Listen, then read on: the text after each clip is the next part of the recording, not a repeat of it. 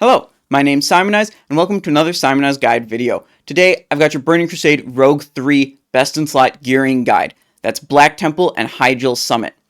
But before we get into the video, I'd like to shout out my Discord server. The link is on the screen now and in the description below. This is a great place to ask Rogue-related questions, stay up to date with most recent Rogue Burning Crusade information, and you can access the spreadsheet that I both wrote and used to generate this Best in Slot list. Now, let's get into it. Ladies and gentlemen, boys and girls, it's Warcraft of Azeroth time. These are the greatest weapons you can get. They look super cool, and they're ridiculously powerful. Your main hand weapon is going to be Warcraft of Azeroth from Illidan Stormrage in the Black Temple. Your offhand is going to be the other Warcraft of Azeroth from Illidan Stormrage in the Black Temple. We have to make a little assumption about the proc rate and proc behavior of this haste bonus from the set bonus. But it is safe to say that these will be the most powerful weapons you can get in the Burning Crusade. Now, I understand that not everyone can get Warcraft of Azeroth, so we will be going over the next best option. That'll be later in the video in the weapon options section. You can check in the description below. There will be time codes, and you can skip right to that if you want to. For your helmet, we have the Cursed Vision of Sargeras from Illidan Stormrage in the Black Temple. You'll be using your Glyph of Ferocity enchant from Cenarian Expedition faction and the Relentless Earthstorm Diamond metagem socketed into this helmet. For the neck, we have the Choker of Endless Nightmares from Supremus in the Black Temple. You'll finally be able to replace that Choker of Vile Intent that you got as a badge reward all the way back in Phase 1. Shoulders, we've got Slayer's Shoulder Pads from Mother Sharaz in the Black Temple. For the back, we have Shadowmoon Destroyer's Drape from Terran Gorefiend in the Black Temple. For the chest, we got Slayer's Chest Guard from Illidan Stormrage in the Black Temple. This is a great chest with 3 open sockets. One of them is a blue socket, and it has a worthwhile socket bonus, so this is an excellent item to put one of the 2 blue gems that you'll need to activate your meta gem. For the wrist, we have Insidious Bands, again from Terran Gorefiend in the Black Temple. For your hands, there's Slayer's Handguards from Asgalore in Hyjal Summit. The waist is Belt of 100 Deaths from Lady Vosh in Serpent Shrine Cavern. None of the belts that you gain access to in Phase 3 come close to this belt. You'll be using this one all the way into Sunwell before you replace it. For the legs, we have Slayer's Leg Guards from the Illidari Council in the Black Temple. This will get you 4 pieces of the Slayer's armor set to activate both of the set bonuses that increase the haste of your Slice and Dice from 30% to 35% and increases the damage of your main combo point builder ability by 6%. These aren't particularly interesting bonuses. They don't change so much how you play your character, but they are very powerful and will greatly improve the damage output of your character. For the feet, we have Shadowmaster's Boots from Mother Sharaz in the Black Temple. For the first ring, we've got Stormrage Signet Ring from Illidan Stormrage in the Black Temple. This is the best ring you can get in this phase. For the second ring, there's actually going to be 3 different options that are all within 1 DPS of each other. They're basically identical. And the first of those is going to be Band of the Ranger General from Kael'thas Sunstrider in the Eye. Ring number 2 option is going to be Band of the Eternal Champion from the Scale of the Sands reputation at Exalted level. Scale of the Sands is the faction related to raiding Hyjal Summit. So as you complete that raid week after week, you'll gain faction with the Scale of the Sands, and you'll eventually be able to get this item. You don't have to compete with other raid members, and you don't have to rely on luck on getting a lucky boss drop. So this is essentially an item you can be guaranteed to get. The third option is Ring of Deceitful Intent from Shade of Akama in the Black Temple. Any of these 3 options as your second ring are going to be acceptable. The Stormrage Signet Ring is significantly more powerful than any of these options.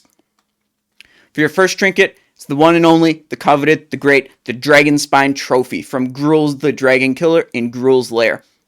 This is the best rogue trinket in the game. Once you get it, you will not replace it. You gotta get this trinket from Gruul the Dragon Killer. Your second trinket is going to be Ashtongue Talisman of Lethality. This comes from the Ashtongue Deathsworn reputation at Exalted level. That's the faction associated with raiding the Black Temple. So just like the Band of Eternal Champion, as you raid Black Temple, you'll gain reputation with this faction. Eventually you'll get to Exalted, and you'll get this trinket. You don't have to compete with your other raid members for this item, and you don't have to rely on a lucky boss drop. Also, I'm really excited to play with this trinket because it offers a really powerful bonus that's tied into how you play your character. So I think that's pretty exciting. For your range slot, you've got the Arcanite Steam Pistol from Alar in the Eye. Simply the most stats you can get in your range slot at this point in the game. So here's the list, top to bottom, from Warglaive of Azeroth to Arcanite Steam Pistol. If you want to screenshot this is a great reference for you with all the items you need and where to get them. Now, we have some armor options and some weapon options to get into. First are the ring options that I talked about. Stormrage Signet Ring is the best, but any of these three will be suitable for your second ring. But supposing you can't get Stormrage Signet Ring, any combination of two of these three rings will bring you in at about minus 13 to minus 16 DPS compared to a setup that includes Stormrage Signet Ring. For your helmet, you really want to have Cursed Vision of Sargeras, but if you can't get that, the next best is Slayer's Helm from Archmond in Hyjal Summit. It'll be about minus 17 compared to Cursed Vision. For the wrist, we have two options actually. Deadly Cuffs from Rage Winterchill in Hyjal Summit, which will be only about minus 8. Or the Swift Strike Bracers, which are crafted by leatherworkers and they're bind on equip. So you can simply buy these. And they can only come in at about minus 10 compared to Insidious Bands. For the second trinket, you could do Madness of the Betrayer instead of Ashtongue Talisman of Lethality. This comes from Illidari Council in the Black Temple. But it's a good deal worse than the Ashtongue Talisman of Lethality, and since that Ashtongue Talisman is essentially guaranteed you're going to get it, I suggest leaving this item, this Madness of the Betrayer, to other raid members who want it. But it's there as a comparison, so you can see how much better the Ashtongue Talisman of Lethality is. For the range slot, you can still be using your Veteran's Musket or Marksman's Bow. These come from Honor Hold Exalted if you're Alliance, or Thrallmar Exalted if you're Horde. They're pretty good stats, and getting those reputations to Exalted is very worthwhile.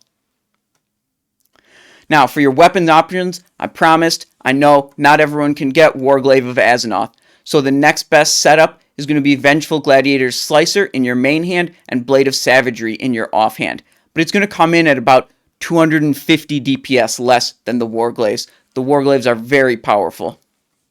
The Vengeful Gladiator's Slicer comes from Arena points in Arena Season 3, and it is likely that it'll have a team rating requirement attached to it. So you'll have to actually practice Arena and get a little bit good to be able to get this Vengeful Gladiator's Slicer. The Blade of Savagery comes from Mother Sharaz in the Black Temple. For your main hand, if you can't get the Vengeful Gladiator's Slicer, you can go with the Blade of Infamy. This comes from Anetheron in the Hyjal Summit, and it's only about 7 DPS worse. Or you could stick with your Talon of Ishara from Morgrim Tidewalker in Serpentshrine Cavern that you got, hopefully, in Phase 2, and it'll only be about minus 9 DPS. For the offhand weapon, you don't really have a comparable option to Blade of Savagery. The next best option is the Vengeful Gladiator's Quick Blade, which you get from Arena points in Season 3, and it comes in at about minus 25. I listed it just so you could see how far ahead Blade of Savagery is to the next best option. That's what we've got for Phase 3. That's Black Temple and Hyjal Summit Rogue Gearing. Thank you guys for watching. Remember to join the Discord server so you can ask any questions you have about Rogue and stay up to date with my Rogue and Burning Crusade related content. Thank you very much for watching and have a nice day.